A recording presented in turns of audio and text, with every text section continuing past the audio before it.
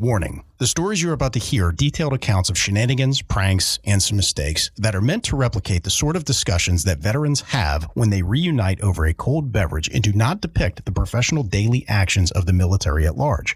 We hope to make you laugh, but not to disrespect our proud men and women in uniform. Listener discretion is advised.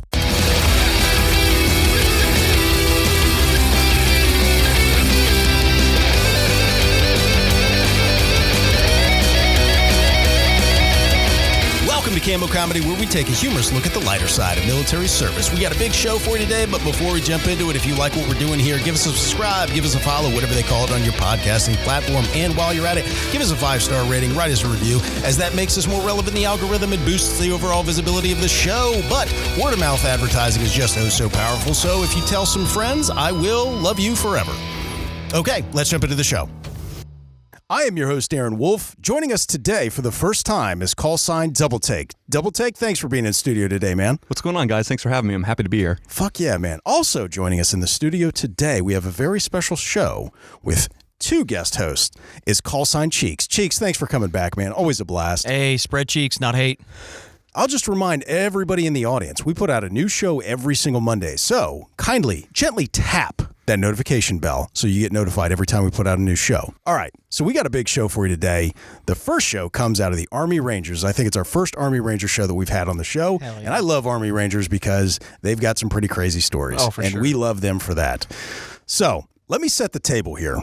So the head guy, we're going to call Alex. Then we have a guy that's a Carolina boy, right? He is, more of a rural type, but you can understand him. Now, this comes into play here in a minute. All right. Right? We're just, for short, we're just going to call him Terp. Now, Terp is the short slang term in the military for interpreter. Now, there is a very hillbilly gentleman we're going to call Skeeter, right?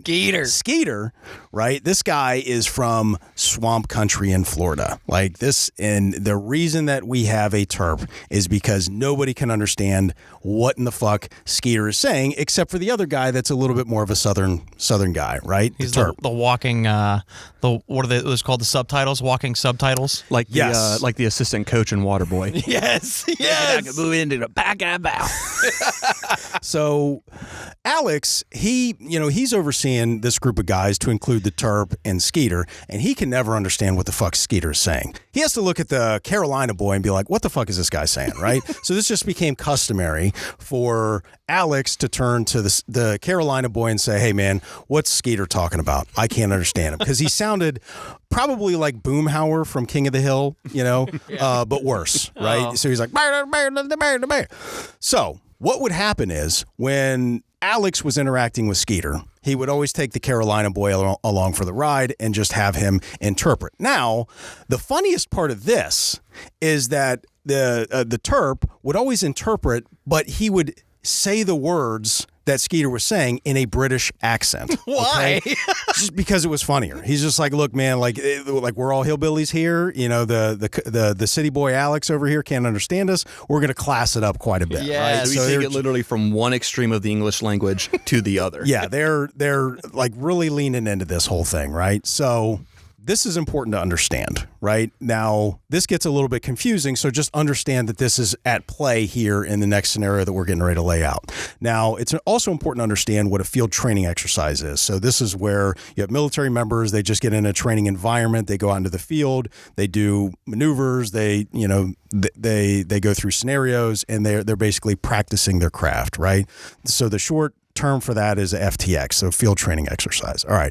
So these are long and a lot of times multi-day events. They can go, multiple nights where you're staying over in the field, all that kind of stuff like that. It's important to note this because they have just completed a field training exercise and they are coming back after a long time out in the field. So everybody is just tired, right?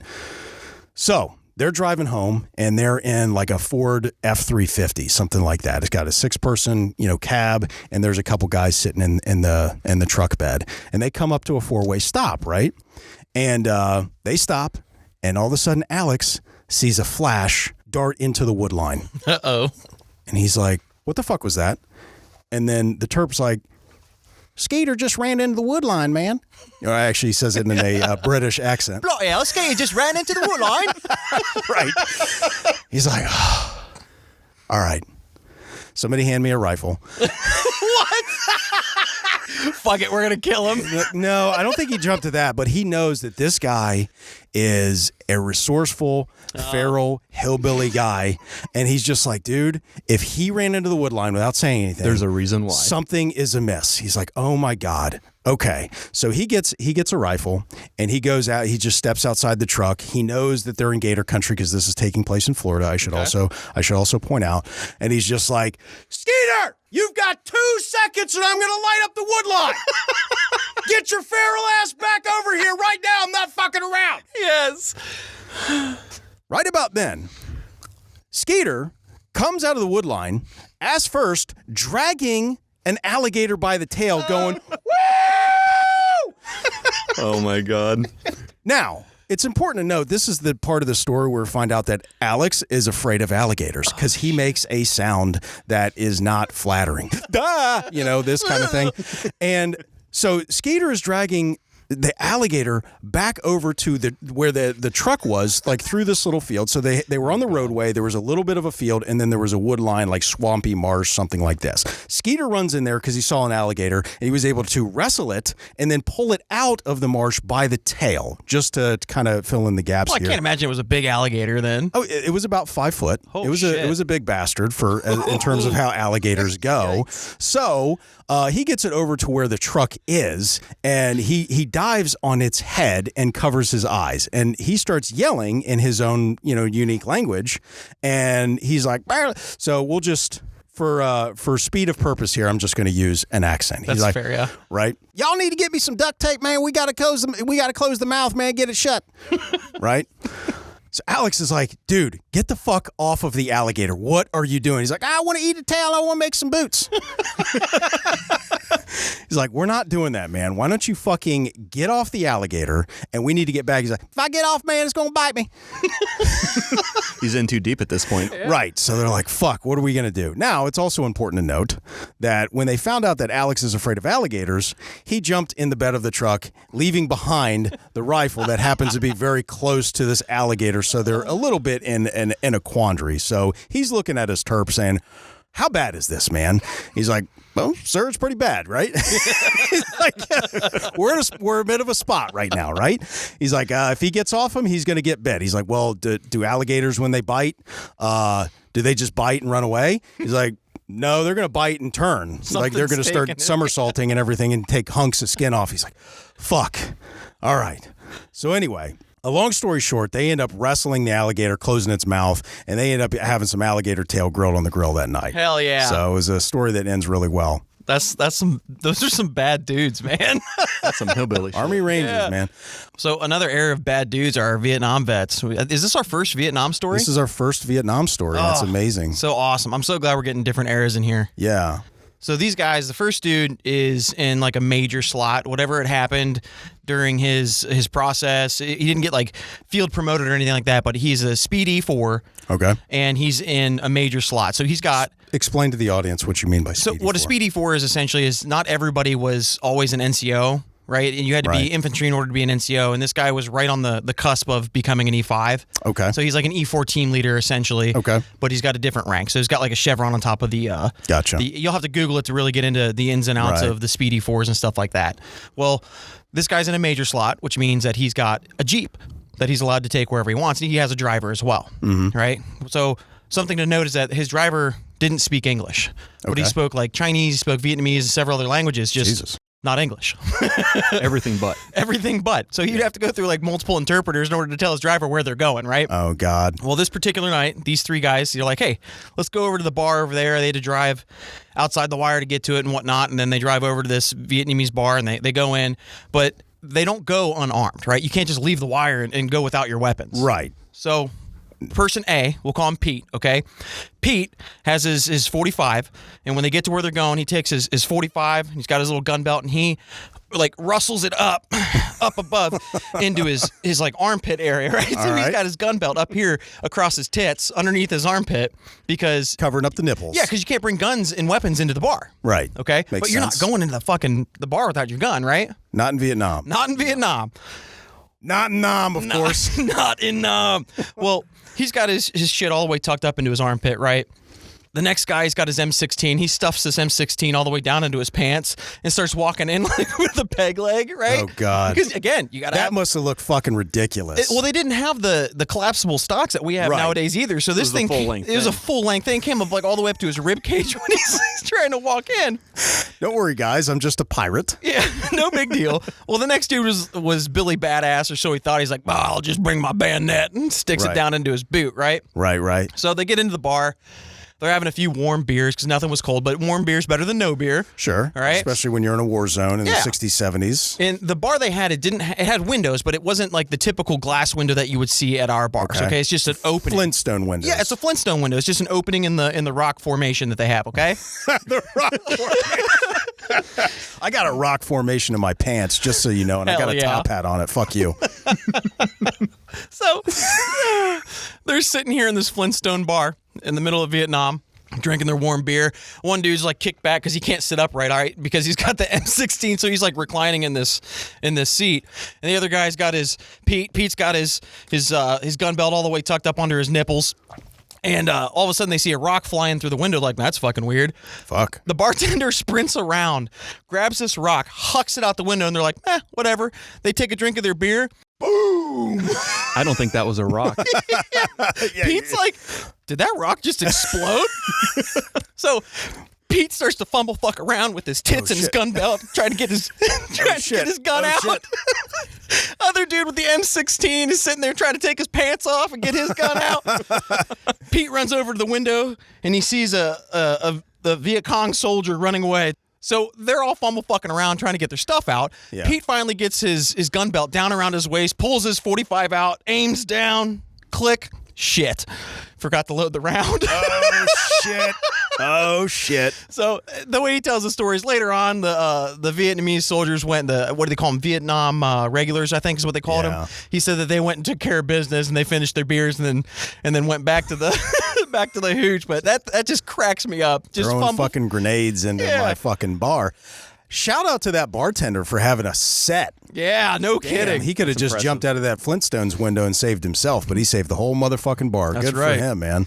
Too funny. Also, just as a side note, shout out to our Vietnam guys, man. I just want to tell the audience, if you ever see a guy walking around with a Vietnam veteran's hat on, welcome them home. Say, hey, welcome home, and thank you for your service. Regardless of what you guys might think of that war, a lot of those guys in that era were not appreciated, and they deserve to be. They never got that welcome, did they? Yeah, we should. That was one of the things to note, is that it was a very contentious time when they were coming home, and they never got welcomed home, many of them. So, better late than never. Welcome home, gentlemen. Yeah, welcome home, Vietnam era guys. Thank you for your service. I think Double Take's got the next story, right? Yeah, we're going to jump over to Double Take. All right, so I know that on this show, you guys really love basic training stories. Love basic training stories. This one is actually going to be a little bit personal. I'm going to share one of my own. Okay. All right. Yeah. Now, you are sharing this under your own free will. You are not under distress right now or duress. No. All right. I definitely do not have anything phallic shape pointed at my head during this. Or two of them. Happy to share it. So anyway, basic training, and as you guys know, you have a lights out. There's a certain time. Your time's not your own. Where you're going to bed. You're not allowed to stay up and do stuff. You got to be lights out. The only people that are up are the fire guard, which are the individuals that patrol up and down the bays. Basically, a student leader that gets identified that they have to be on patrol for an hour or two. Correct. Okay. Correct. So to preface, I have this kind of weird skill where I can mimic the sound of a crying baby. No, you can't. Oh my God. What the fuck? Double Take on the show, making baby sounds. What? So, yeah. All right. This is a very evil talent. Don't misuse that. I'm going to do that while you're fucking sleeping. Oh, God. So I had done this sound previously, and one of my buddies therefore knew that I was able to do it in basic, and he was in the bunk right next to me. So it's about maybe 10 minutes after lights out, and he rolls over and he's like, hey, dude, it'd be really fucking funny if you did your baby cry right now, because nothing good ever nobody's happens expecting that. Yeah, I mean, it's military basic training. There's no babies around there, so it's just going to throw everybody off. So I'm like, okay, there's no way that this could go wrong. No way whatsoever. So then I let out, like a 5-second little baby cry, just like I just did. Oh, jeez. And all of a sudden, the lights flick on. Now, for those listening that may not know, you do not, nor do any of the other trainees, have control over light switches. That is solely something that the drill instructors use during lights on and lights off. Right. So the second that light came on, I went, uh-oh. Oh, no. And then promptly followed by a chair flying down the bay. Oh, shit. And yeah, it was bad. So the chair just makes this terrible clatter. Everybody's now wide awake. And I just hear from the end of the bay, who's the fucking baby? So I'm just shaking in my bed. No. Did your friend bust you out? No. Nobody said a word. Nobody moved. Thank God. I'm the baby. Followed by a second chair that was thrown with even more velocity. And I hear, I'm going to fucking kill all of you. And at this point, I'm like, okay, I have to fess up to this or else everybody's in trouble. Yeah. But I know that I'm fucked because I had already stayed silent during his first inquiry. Oh. So it's only going to be twice as worse now. Yeah. The only move right now is just to start feverishly masturbating. That's true, to establish your dominance. Yeah, just be like, fuck it. I know I'm in trouble. A fear boner. Let's steer right into it. Yeah. Fear boner. Anyway, sorry. So I raise my hand with every ounce of will that I can muster because everything in my instincts are telling me to just stay the fuck quiet, sack up, and to just let somebody else get murdered instead. Maybe they won't know it's us. Yeah. Maybe they won't know it's me. I raise my hand and I feel this forearm just grab. That's a bad feeling. Or a hand grab my forearm. And doesn't like yank me out of bed, but kind of pulls me closer to him. And he gets right in my face and he said, do that again. Really? And at this point, I'm frozen in fear. I don't know what's going on. And yeah, so our drill instructor is Can you choke me a little 6 bit, inches is about 6 inches from my face, and now he's being super calm, which is way worse. Yeah, that's way worse. It's way worse because I know he's already made up his mind of what's going to happen. Yeah. So he goes, I said, do that again. So I start making the cry again. Shut the fuck up! I feel like you got set up right there. Oh, yeah, 100%. So yanks me out of bed. I got to get dressed. I have to go down on the spot and talk to the head MTI, the drill instructor in charge of the whole building. So, there's multiple flights, multiple groups of basic trainees, all in a larger dorm, and there's a group of MTIs, one assigned to each basic training flight, and then there's a head instructor. So people who really do something wrong have to go see this head instructor. Right. Uh-oh. So I am in my PT gear standing in front of this guy maybe 90 seconds later. I'm picturing you in a diaper right now. That would be fitting. That's true. It would be awesome if you had a boner. Just a fear erection. Yes. Fear pointed right erection. at him. In tighty whities. So I have to explain to him what happened. Right. But as I'm trying to explain it, and I'm trying to do it in a respectful, nice way because I'm terrified of what's going on. Oh, yeah. The MTI from my dorm interrupts me and says, no, do it again. So I have to proceed to, while at attention, do another baby cry while staring this master sergeant square in the face. Doesn't show any emotion, no reaction. He just says, very funny, trainee. And the result of this, to summarize, was I actually got recycled and got kicked out of my current flight and had to go an entire week back in basic training. So instead of spending the 8 weeks, which when I went through is what basic training was, 8 weeks, I had to do 9 weeks. You were offended. And I had to therefore explain to all the other MTIs of the new flight, all of the trainees in that flight. I made it.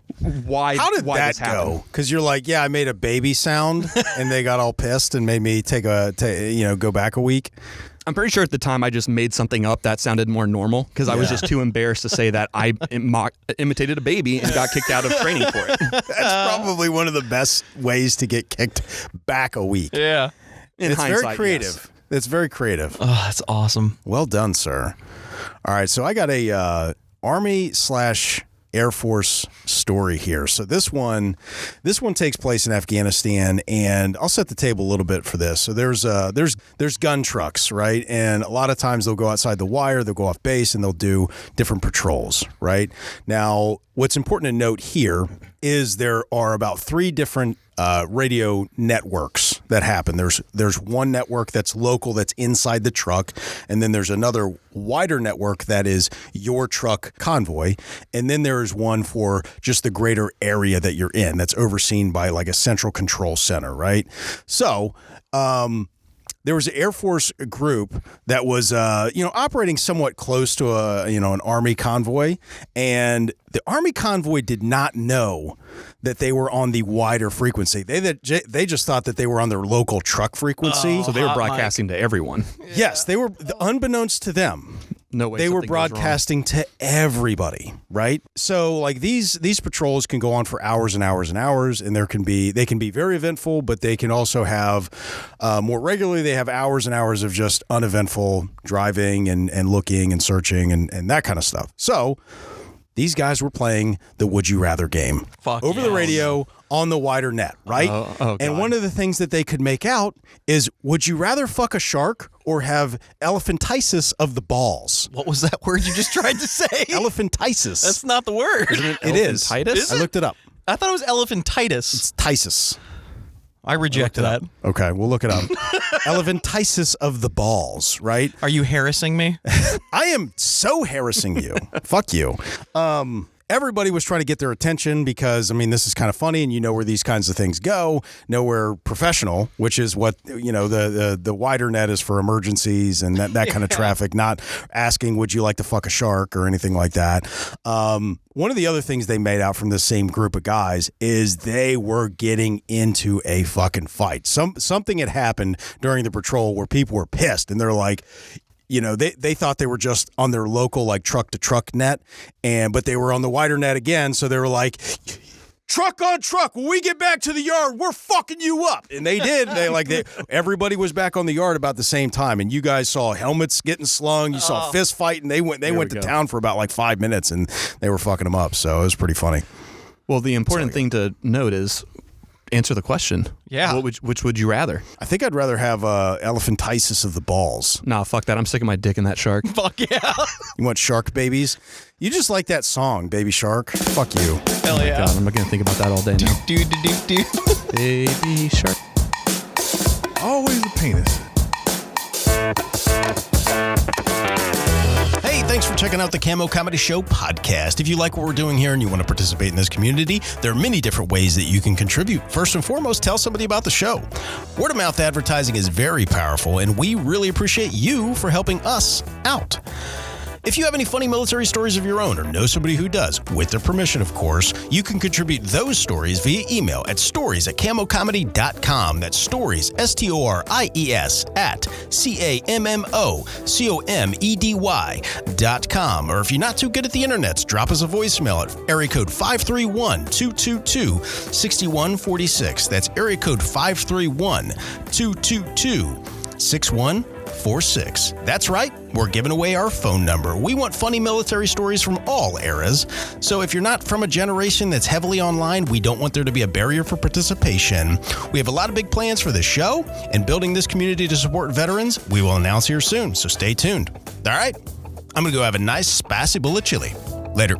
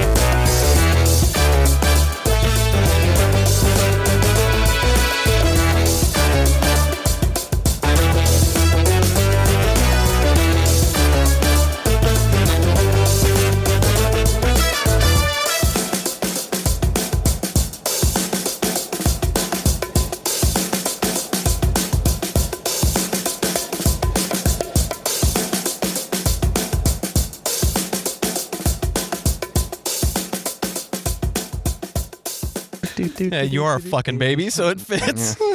Penis. Fuck you. You said that on the podcast. I did. My tongue is too big for my mouth sometimes. If you could word better, it'd be great. It'd be great. I need to make things laugh. All right.